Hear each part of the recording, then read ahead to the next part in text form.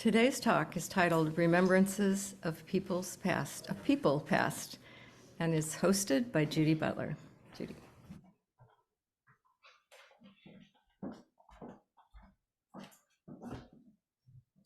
And I need to point out, I don't know who those people are.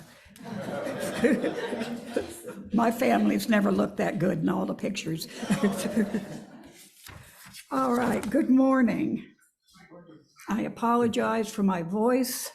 It's getting to be payback for talking way too much for umpteen years. On this day that is so close to the days associated with people that have passed, i.e. the Day of the Dead, All Saints' Day, and the alleged veil that is thinner between the here and the after at this time of year, we thought a day of remembering certain people who had passed was a fitting way to spend this hour together. However, I would like to point out the following. Here we go. Have you ever given any thought to all those who were before you and were responsible for you being here? This has given me a whole different perspective on my genealogy. Maybe not. Okay, here we go. In order to be born, you needed 2 parents, 4 grandparents, 8 great-grandparents, 16 second great-grandparents, 32 third great-grandparents, 64 fourth great-grandparents, 250, no, missed one, 128 fifth great-grandparents, 256 sixth great-grandparents, 512 seventh great-grandparents, 1,024 eighth great-grandparents, and 2,048 ninth great-grandparents. For you to be born today from 12 previous generations, you needed a total of 4,094 ancestors over the last 400 years. So think for a moment about how many struggles, how many battles, how much sadness, happiness, love stories, and hope for the future that your ancestors had to undergo for you to exist in this present moment. You are the dream of many ancestors. Today, we will hear from members of our congregation with their personal remembrances. We will hear from Steve Nathanson, joining us on Zoom from the coast of New York, Jeff Walters. We will hear via a poem written by Marianne Anderson, who can't be with us today, that was written in remembrance of her friend Carol, who perished in the fires of Lahaina in Maui. Jan Massara will read her poem for us. Then we'll hear from Joel Kane, then Ted Key, and then me. And now I give you Steve Nathanson. I hope everyone can hear me. And I just want to shout out and say hi. We all miss you, but we're doing okay. My remembrance is about my grandfather, my maternal grandfather, Louis Siegel, who was an immigrant who arrived in America just before the Russian Revolution and escaped, as many people did, persecution in Russia. And he was an embodiment of the American dream. But I remember him, and I'm remembering him today because he's the person who I think is responsible for my love of music. My grandfather used to babysit me on Sunday. He would take me to Sabbaths on Saturday. He used to take me to Sabbath services. He would sing his heart out during the prayers, and I didn't understand what he was singing. And the words were in Hebrew, but I loved them, and I loved the spirit and passion that he brought to music, and I sang along. And then we would go on wonderful bus rides and subway rides all through New York City and come back and listen to opera. So he was really responsible for my love of music, and I owe him a great deal in many ways, but that one especially. Hi, folks. For better or worse, I don't have a guitar. Uh, I did have a poem, but it's at home and I can't find it. And that's kind of sad. I'm going to tell you who I'm speaking of first so that at least that gets out. I'm going to be speaking about my grandfather, like Nathan, and he was an amazing being, and actually he did contribute not only life to me, as Judy mentioned, in the long line of things, and that's kind of boggling. But for me, he was, I would say personally, to be honest, and not to have any diminishment towards anyone else in my life, because I've met a number of many remarkable people, and many of them are actually sitting here today. One of them right there, by the way, who I am very admired of through them. But my grandfather was kind of like Santa Claus to me in some regards. He was a magical being with a sparkle in his eye who actually, I think, knew more about me than anyone else did.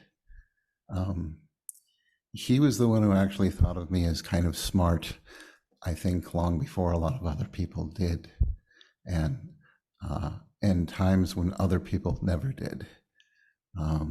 He would see that I was brilliant and could figure things out, despite the fact that I have a rather profound, well, not terribly profound, but I'm kind of borderline ADD. As I like to say, I'm kind of like the Forrest Gump of ADD. I'm almost normal. But I have, I think because of that, there are funny things about having some dysfunction is they come with other gifts. And he certainly could capitalize on those for me. He taught me how to dowse, which is something that he did quite well in his own history. He actually dowsed most of the wells, if you're familiar with the area of San Dimas in Southern California. Most of the water wells that came out of San Dimas or were fitted into San Dimas came at his hand. And he also for good or ill, also dowsed the oil wells, a couple of them in Aliso Canyon. So he was quite adept at a lot of those things. So you can actually tune yourself to find things dowsing wise. You can find gold, oil, water, many different things depending on how you do it. And he taught me how to. And that was a very exciting experience. And that's part of what I was talking about as far as his magical ability and nature, is that he could show me how to do things and how to evoke things within me that were just wonderful to discover. And he was amazing that way. He himself was a fantastic being as well. He was an aerospace engineer. He worked for I think it was a division of Northrop called Aztec. He actually helped develop the heat shields for the Venus probes back in the 70s. I really wanted to find it. I was looking for it last night. It's still in storage somewhere, but it's one of my favorite artifacts from him because it was a little tile from one of the heat shields that he actually developed, and it was awarded back to him for something because he invented that. So he invented the honeycomb pattern that you can kind of see it. It's an interesting piece of metal that's kind of a sandwich with a sort of a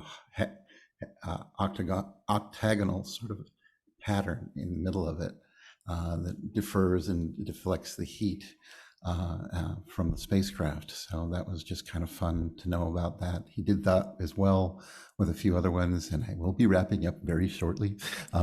Sorry. There's so much more to say, but I'll refrain, and if you ever get the chance to, and I can burden you with more fun, I will be happy to. But he was just a magical being, and he meant a lot to my life, and I just wanted to say thank you so very much for letting me talk about him. Grandpa Johnny Hipple. Thank you.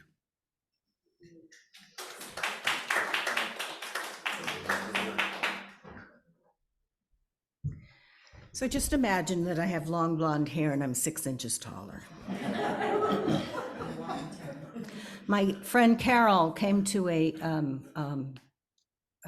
Halloween party some years ago, and she costumed herself in a wedding gown, veil, head to toe, a bride. And attached to her right hip was a mailbox. And the title of her costume was Mail Order Bride. Bama girl, full of spunk, sways like the hula, limbs dance on waves, waiting for the curl. What do you mean she's gone? This poet pal's grin spreads wide as the sea, kissy smile, flashes happy lips. What do you mean she's gone? Heart bigger in Texas, aqua eyes, beach blonde, bronze glow, a real looker. What do you mean she's gone? DNA confirmed the remains. What remains? Memories.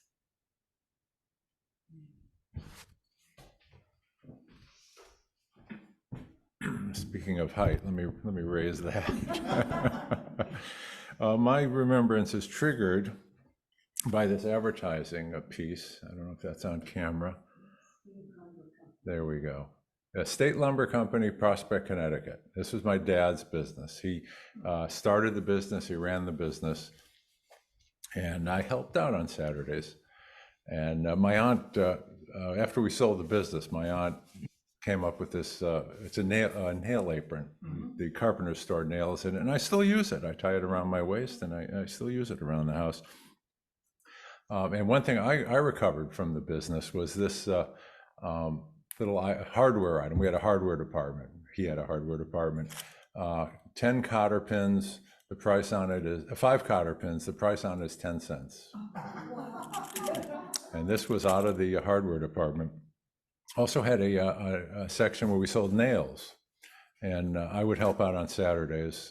Day off from school, I'd go out with my dad in the morning and work, help out, supposedly work.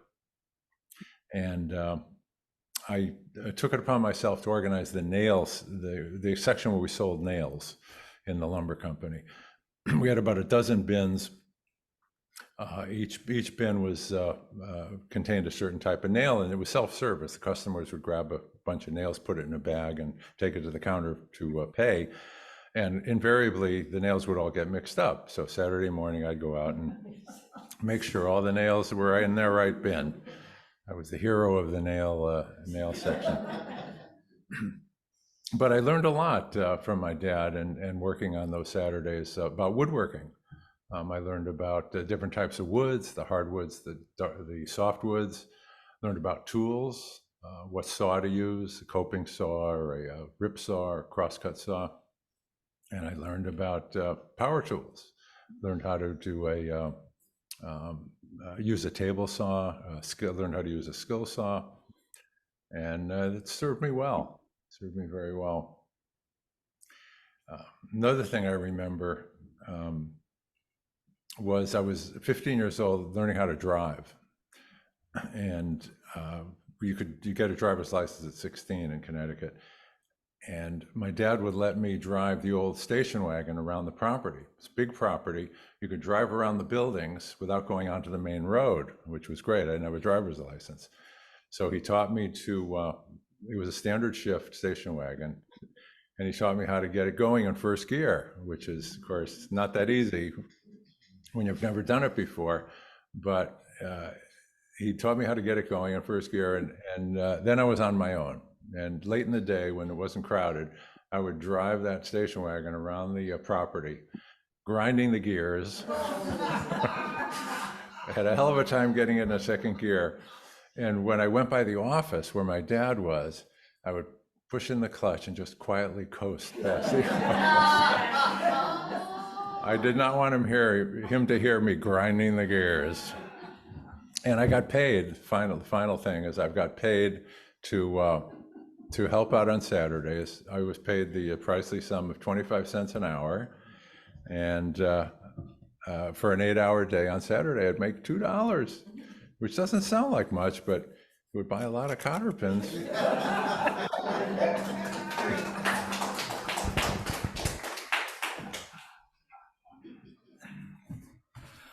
Good morning. Last Mother's Day, I spoke about my parents' amazing life together. Today, I'll focus on a few stories of my dad's early life. My dad was also born in Iowa and grew up in Iowa City. His dad, my grandfather obviously, was a skilled accountant who could tally a column of numbers more quickly than a calculator of that era. And grandmother, a homemaker, as was quite universal in those days. Why they named him Donald or Don with the last name of Key escapes me to this day. A few donkey jokes resulted in more than one bloody nose, as Dad once recalled. But all that changed when it became clear that Dad was a musical prodigy. In high school, his skill playing the French horn was well recognized, and his high school conductor had every notion of keeping him as first chair. The University of Iowa orchestra conductor, having heard him play, decided to recruit him.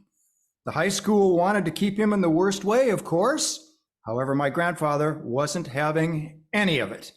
Now, I don't think in all my years with my grandfather, whom I shared a birthday with, that I ever heard him raise his voice, much less use bad language.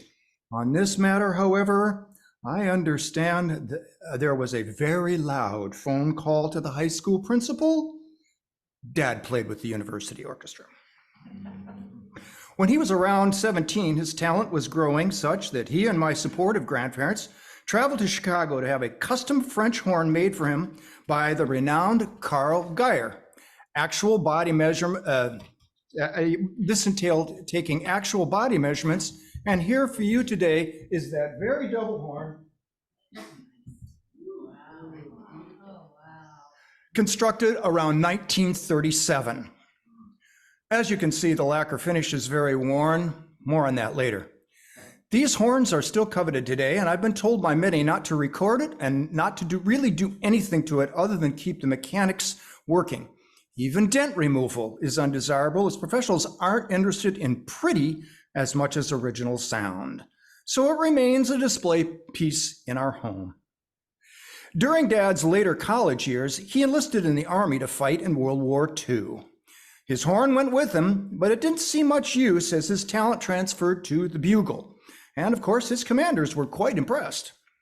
The barracks in Louisiana boot camp were tar paper shacks with wood double bunks. One day, his fellow recruits thought it would be a fun trick to slyly stuff bread into his bugle. Much like his son, Dad wasn't a guy who exactly jumped out of bed in the morning. The following morning, the sergeant of the guard woke him, and he ran out with the bugle to play reveille, and of course, nothing. He ran over to the second bugler's tent, grabbed another bugle, and completed his duty. That afternoon, after drills, he meticulously cleaned out his horn. The following morning, the sergeant came by, and this time old Dad was ready to go. So he grabbed his horn, proceeded to the front door of the shack, turned inwards, and with about the sound pressure of a train horn, blew reveille. I'm told at the end of the second measure, the top bunks were emptied of soldiers on the floor. Nobody got within an arm's length of his horn ever again. As a medic, it was off to the European theater where his French horn accompanied him over Normandy beachhead on D-Day +1 and then across France. The salt air of the journey is what did in the horn lacquer. Along the way, he came upon a deserted Nazi tent and found this German Brenner camera, which I used in my photo history presentations for over 25 years. I'll be happy to show anyone how it works afterward, but I can guarantee you'll hug your iPhone when I'm through. When Dad reached Paris, he was stationed in a Paris hospital X-ray clinic. Free time allowed him to study with the conductor of the Paris Opera and sit in with the Glenn Miller Band. In a hasty retreat, the Germans left an X-ray machine behind. Nobody but Dad could figure out how to use it. It turned out to be a razor-sharp German-engineered machine which enabled him to become the European expert in the Skull series. This was a blessing in that even though he passed the fighter pilot test twice, his colonel flat out told him he wasn't going anywhere. But one day was also a bit of a curse, as General George Patton, suffering from a fleck of something in his eye, needed x-rays. Old Blood and Guts walked into the Paris hospital, disgorged his wad of chew on the floor, and headed down to Dad's area. You may know there's often a crosshair of light used to sight the center of the image. Well, Patton wasn't too keen on that, and, excuse my French, yelled at Dad to get the damn thing out of my eye. My T5 sergeant father, who was about as tall as I am, more slight of build, replied, "I'm sorry, General, but you're just going to have to sit still." Now, one would have to have some serious backbone to say that to the Supreme Commander of the European Army in the middle of World War II. That was Dad, who eventually became a nationally known newspaper arts editor, not afraid to speak truth to power. Sometimes it's fascinating as the years pass how much more I recognize and appreciate the lives of my parents and my own. Not being afraid to speak truth to power has been one of those.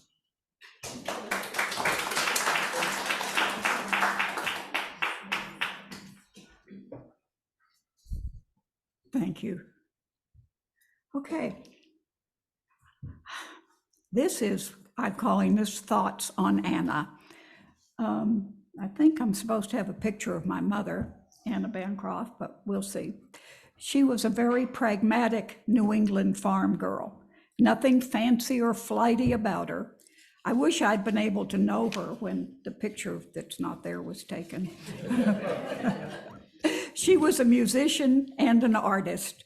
She taught piano for many years, and I had been led to believe by her that her biggest disappointment in life was the fact she had always dreamed of a family orchestra, and it wasn't happening. Of 4 children, only one showed any interest at all, and it wasn't me. I was famous for my one-handed lickety-larapy version of the old rugged cross. That was the extent of my music ability. She was always finding articles about family orchestras, and we would find them posted on the dining room wall when we'd sit down to dinner. She didn't have a china cabinet, but she did have an old barrister bookcase that served that purpose in the dining room. I have it in my house now. She had her own version of what was deemed worthy of being placed in it, and it wasn't china. One item in particular I remember. My dad worked at that time at Bell Helicopter and had brought home a part called a universal joint. This item got top placement and generated many dinner conversations about what type of person frequented a universal joint. That was the type of thing that went in the china cabinet. I also remember the Christmas blocks she found that spelled out Merry Christmas. For the whole holiday season, you never knew what they would spell. My poor new brother-in-law, who flew from Illinois to Texas to be married to my sister, entered the house and found blocks saying, "Marry this schmirk." That was when he had arrived to meet the family. She was an artist, and we were the only family on the street with tulips painted on our trash cans. She sang in every possible venue in town. I especially remember all the civic chorus productions of Gilbert and Sullivan operettas. Her choice of church, as she had been a born and bred Unitarian, but there was no Unitarian church around in Texas. I lost my place. She didn't, as a born and bred Unitarian, she didn't pay much attention to the theology being espoused. She was just worried about how good the choir was. In her later years, she played in the bell choir, and when she was in a wheelchair, she played the smaller ones.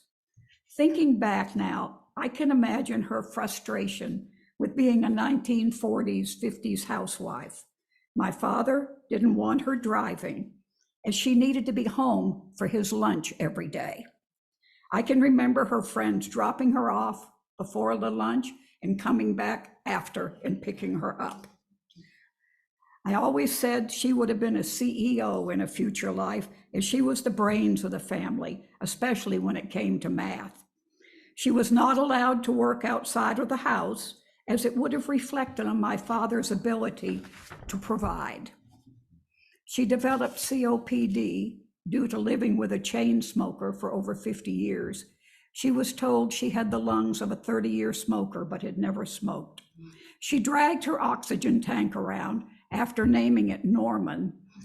She and Norman would appear, and she'd say, yeah, I brought Norman. But she still kept going and doing, as she had finally snuck around and learned how to drive. She had 7 years of trying to live the life she had always wanted after my father passed, but she finally passed from the COPD. We have so many Anna stories that help keep her memory alive, and we laugh at all of them. Thank you.